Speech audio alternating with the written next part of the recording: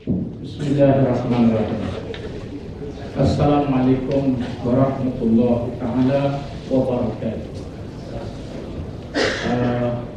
Tuan Moderator dan seluruh ahli panel yang terlibat dalam wacana diberi tajuk liberal Islam, sosialis liberal, PAS di mana?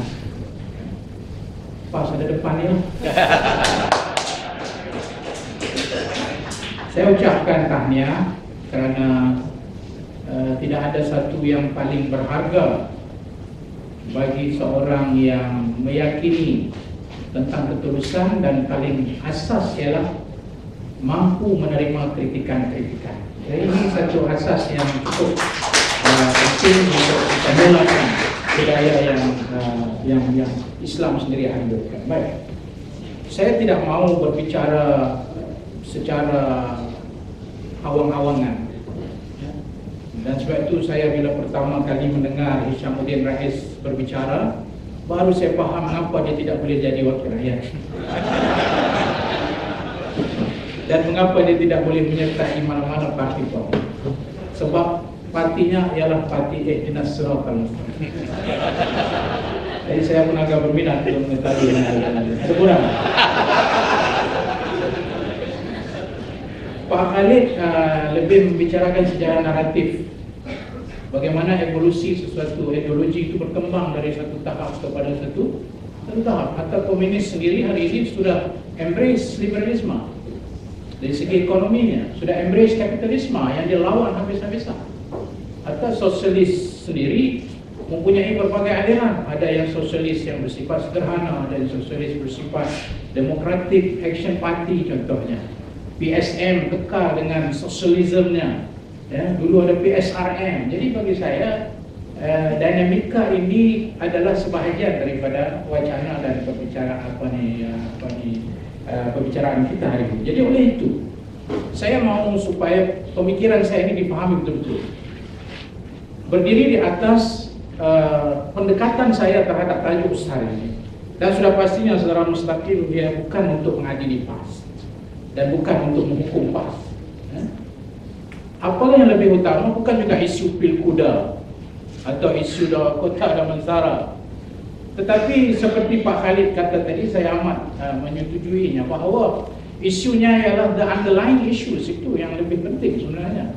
Apa yang kita cerita daripada peristiwa-peristiwa itu hanya event, tapi yang lebih penting, yang lebih mendasar adalah gaya dan cara bagaimana kita mendekati permasalahan ini, dan apakah masa depannya jika tidak ada satu kerangka yang jelas dalam kita berhadapan dengan simpang siur ideologi sama ada liberalisme, sosialisme ataupun apa saja isma-isma yang kita ketahui di dalam alam ini. Ideologi. Apa itu ideologi? Sebab yang kita bicara ini sosialisme dan sebagainya itu bermula dengan ideologi. Itu adalah a body of apa yang disebut sebagai satu bentuk, dan saya tulis di sini supaya tidak tersasar, body of doctrine, myth and belief, etc. that guides an individual, social movement, institution, class or large group.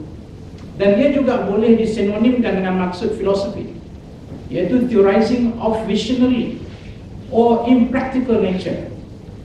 Creed, dogma, teori, system, philosophy, itu adalah ideologi yang sedang kita bicara. Dan khususnya bab ini banyak berligar di sekitar para intelek untuk membicarakan, ya, simpang siur ideologi ini.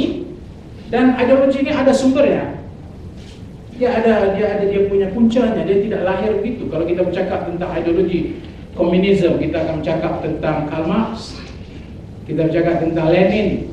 Ya, kalau kita bercakap tentang ideologi liberalisme, kita akan bercakap tentang pemikir-pemikir Eropah pada zaman pencerahan, ya, itu ada sumber dia, ya. Dan kalau kita bercakap tentang Islam, kalau boleh diistilahkan sebagai ideologi, jika kita mau menggunakan istilah itu, ada sumbernya. Sumbernya bagi kami yang kami paham ialah Al-Quran dan juga Sunnah. Itu sumbernya, ya. Sumber yang dari situlah datang segala persoalan tentang bagaimana berdepan dengan penindasan dan sebagainya. Kemudian ada pandangan sarwa jagatnya, ya, pandangan sarwa jagat. Dia punya sarwa jagat universal, pandangan universal dia terhadap sesuatu isu.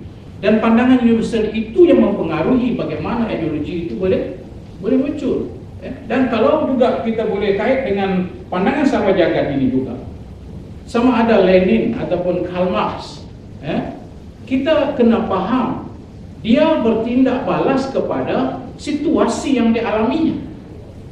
Dan sebab itu timbul isu class struggle, kerana penindasan-penindasan yang berlaku daripada golongan-golongan bangsawan, golongan-golongan istana, golongan bourgeois.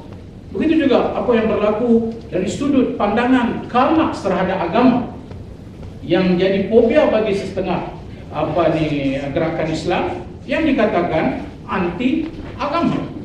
Ya, Karl Marx mempunyai alasan begitu, kerana Karl Marx hidup dalam suasana gereja menindas. Gereja memiliki kekayaan, tanah-tanah, gereja adalah golongan feudal. Tapi tidak hanya dengan Islam. Jadi kita tidak boleh samakan apa yang tercetus dari respon Karl Marx itu dengan Islam, kerana Karl Marx hidup dalam suasana zaman gereja menindas orang-orang di bawah. Jadi, nah, kemungkinan apa yang dibicarakan oleh Dr. Nasir tentang ayat-ayat Quran itu mungkin tidak disebut oleh Karl Marx, kerana waktu berlalu Dr. Nasir tidak hidup dalam suasana itu. Dia memahami Islam sebagai satu agama yang dia sebagai the believer. Ya, bahkan sekali-sekali saya apabila membaca tulisan Dr. Nasir, dan saya amat mengikuti semua tulisan-tulisan dari kiri kanan daripada mazhab Siratul Mustaqim, ya, dari itu semua kita baca. Bahkan sekali bila Pak Dr. Nasir berbicara tentang Sufisme, maka kita mungkin memikirkan, wah, Dr. Nasir ini seorang Sufi rupanya. Tapi kalau kita mendengar dia bicara tentang class struggle, golongan yang namunnu 'alal ladzina istud'ifu fil ardi wa naj'aluhum a'immatan wa naj'aluhumul warithun. Ayat ini baca tadi terjemahan dalam bahasa Arab. Ya, bacanya.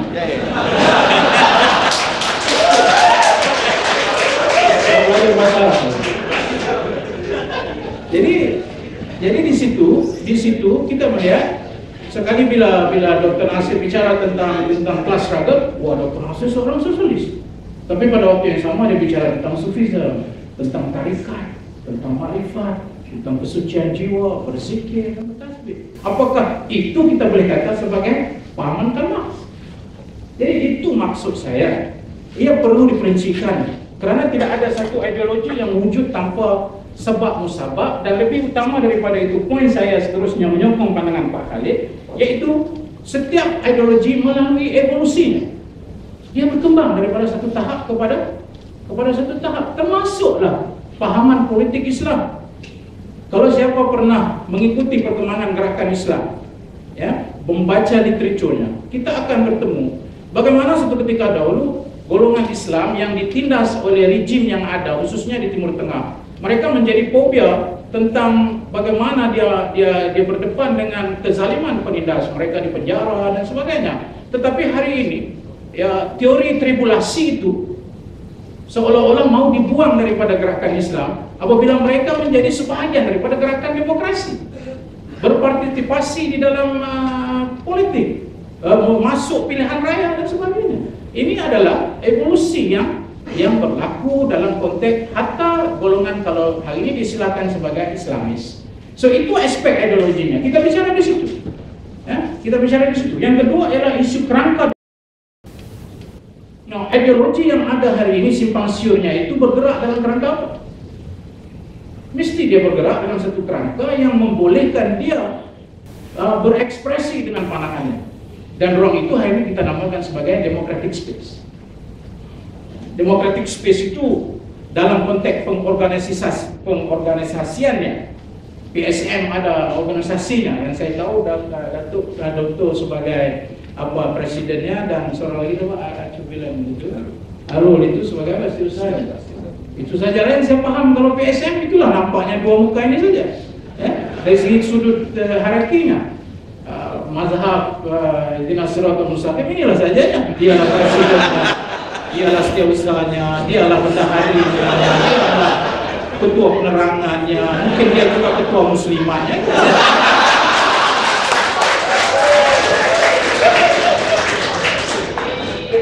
Ya, di AP jelas strukturnya. Ya, di AP jelas strukturnya, adanya penasihatnya, ada dia punya pengurusinya, ada dia punya setiausaha agungnya dan sebagainya. So, di mana itu? Dari sudut ideologi ini mau dibawa? Dalam konteks itu, partisipasi politik, hak bersuara, dan lebih penting negara bangsa yang dia duduk. Saya tidak boleh terima kalau ideologi yang berawang-awangan di sana tanpa berpijak di bumi tempat dia beroperasi. Yang hari ini praktikalnya adalah negara bangsa. Suka atau tidak, itu realitinya.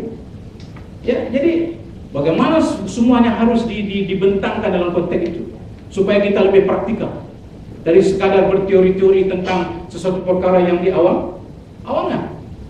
Dan yang kedua, kenapa PAS masuk politik? Sudah tentu PAS adalah parti Islam se-Malaysia. Kalau PAS parti politik tidak masuk politik, mau masuk apa? Orang bertanya, oh kamu gila puasa? Ya. Bagaimana bisa satu parti politik yang tidak mau menang dalam pilihan raya? Beritahu saya, mana parti itu? Mungkin parti Ihdinas Siratal Mustaqim, saya tahu.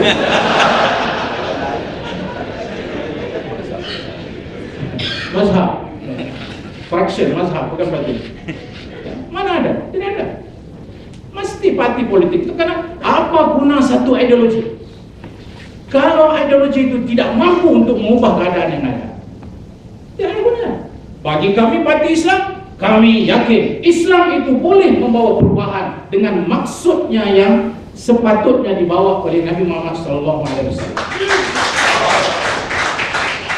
Dan kita konsisten. PAS bercakap tentang negara berkebajikan. Bila? Bukan sekarang. PAS bercakap negara kebajikan tahun 60-an. Baldatun thayyibatun warabun ghafur. PAS bercakap tentang berkebajikan, memasyarakatkan PAS. Kerana kami meyakini tanpa PAS berpegang kepada kuasa, orang tidak akan merasai nikmatnya dasar-dasar yang telah kami bawa dalam ceramah-ceramah kami. Dan untuk pengetahuan saudara Mustaqim, ceramah kami bukan hanya ceramah agama. Mungkin Mustaqim hadir ceramah agama saja. Ceramah kami banyak, ceramah politik, ceramah macam-macam, forum kami dan sebagainya. Jadi jangan hanya menganggap PAS hanya parti yang bercakap tentang soal agama. Kita bercakap tentang dasar penindasan yang disebut tadi dan sebagainya. Ya, seterusnya ialah yang ketiga ialah strategi politik. 2 minit saja lagi.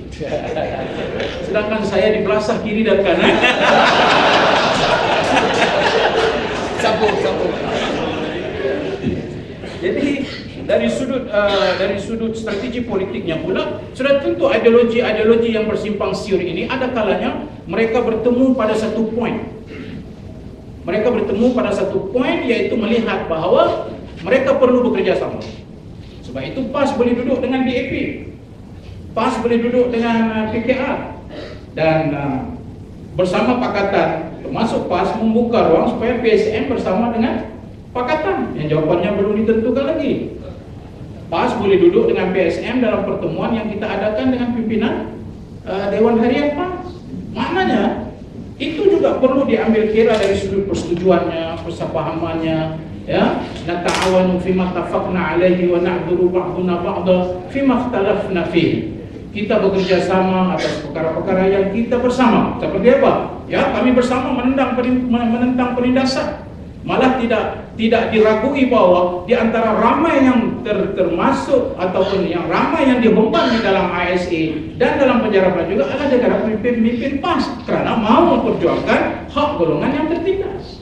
Jadi itu history will tell you tentang komitmen kita dalam soal-soal ini. Akhirnya tuan-tuan dan puan-puan sekalian, asas kefahaman saya yang terbina semua ini, mungkin tuan-tuan menyatakan apa asas Ustaz Mujahid ketika dia berbicara semua itu. Kami memahami dari sudut fiqhnya, dari sudut kefahamannya, apa yang dinamakan sebagai ta'adudiyah. Ta'adudiyah ini adalah kepelbagaian yang diizinkan oleh syarak, yang diizinkan oleh agama, kerana ia merupakan satu fitrah. Dia merupakan satu fitrah. Antaranya yang kalau bolehlah saya sebutkan di sini, yaitu tentang walau sya'a rabbuka laja'alan nas ummatan wahidatan wa la yazaluna mukhtalifin illa man rahimar rabb. rabbuka walidzalika khalaqahum wa tammat kalimatu rabbika la amla'anna jahannam minal jinnati wan nasi ajma'in. Surah Hud ayat 118 119. Ya. Nah, kalau Allah kehendaki, it is the absolute truth is in God, not in human being. The absolute truth is in God. Kalau Allah kehendaki, maka dijadikan manusia ini semua sama saja. Seluruh dunia akan menganut pahaman PSM. Macam mana? Seluruh dunia akan mengangkat Pak Isam kita sebagai ketua, kalau semua bersetuju dengannya. Mursyidul Amnya. Apa katanya iya, apa katanya tidak, tidak. Bayangkan what the world will be like if I say pass apa PSM yang jadi semua. Bayangkan semua pas sekarang. Boring. Wah, Pak Isam pun jadi pas. Bagaimana? Aduh, saya tidak boleh bayang Pak Isam. Bayangnya pun saya tidak boleh.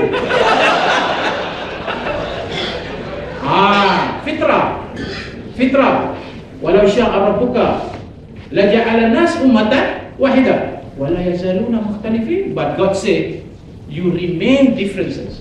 We remain your differences. Ada ideologi PSM, dalam PSM itu ada lagi yang mana kirinya kanannya. Dalam PAS ada yang PAS yang disebut sebagai golongan reformis, ada yang disebut sebagai golongan ulama, ada yang kata Erdogan, ada yang kata UG. Ini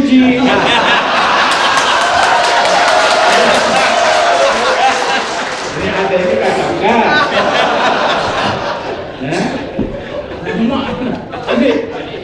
Even the party itself is very dynamic. Bagaimana pula dengan pemikiran-pemikirannya? So itu adalah fitrahnya. Saya banyak ayat-ayat tapi saya terpaksa cut short untuk membuktikan bahawa ini adalah satu pahaman yang kita terima bahawa ikhtilaful ara', pandangan yang berbagai-bagai itu sebenarnya perlu dijadikan sebagai sebab untuk kita hidup dalam satu fitrah yang Allah Subhanahu wa taala jadikan. Dan dalam konteks hak bersuara, apa yang perlu ada seperti hari ini tuan moderator, berdialog seperti saya melakukannya sekarang. Nah, kalau tuan-tuan merasakan, aduh, ini pas, bagus sekali ideologinya, ayo jumpa saya isi orang. Kalau mengatakan bagus sekali Dr. Nasir ini, ideanya tentang class struggle, hebat, ayo isi barang. Mungkin dia memerlukan lagi Ramai Ali, mungkin mau bersama dengan silakan. Itu satu perkara yang saya amat-amat hargai. Dan lebih utama ialah perundangan negara dari sudut apa yang dibolehkan oleh perlembagaan. Karena kita tidak mau di atas nama ideologi kita kita kata menimbulkan keadaan huru hara. Ya. Jadi saya rasa itu secara keadaan yang agak kalut dengan jawapan-jawapan yang mungkin respon kebanyakannya daripada persoalan mana pas. Jawapannya itulah tadi yang telah saya sampaikan. Okey,